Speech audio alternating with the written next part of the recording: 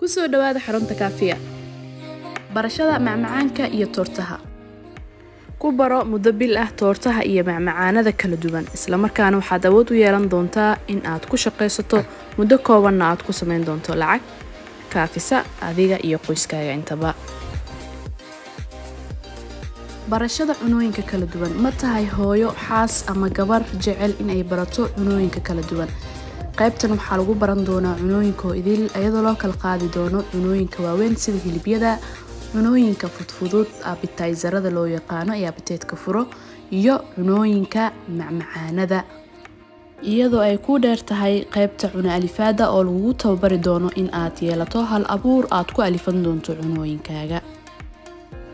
qaybta barashada make-upka ma ku dhib qabtaa marsashada make-upka waqtiyada xafladaha isla markaana ma kaaga baxaa waqti badan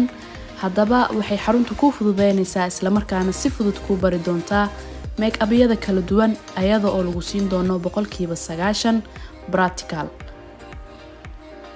marka aad dhameysana waxaad awood u yeelan doontaa in aad make-upkaaga marsato isla markaana dadka kalena aad u marin karto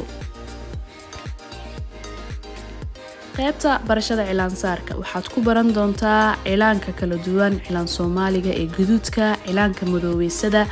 iyo cilaanka fashionka ee guduudka Hindiga loo yaqaano waxaana xoog lagu saari doonaa in aad si fiican ugu barato nashqadaha kala duwan isla markaana ee u dambeeyay isqoristu way socotaa xaruntu waxay ku taalaa Hormuud Xariyaale tirada aynu qaadan doonana waa mid xadidan wixii faahfaahin oo dheeri nagala soo xiriir telefoonka shaashada ka muuqda